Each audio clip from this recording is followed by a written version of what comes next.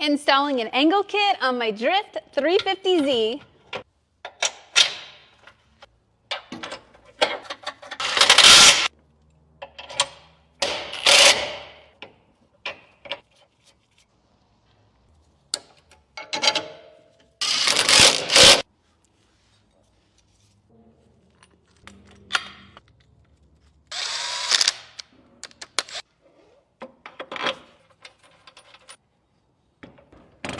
Got to put on your castle nut. We're going to attach this to the steering rack, but first we're going to use this Permatex orange thread locker to keep it in place.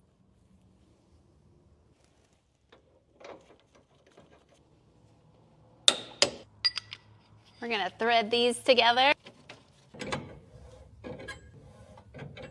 Now it's time to torque everything down.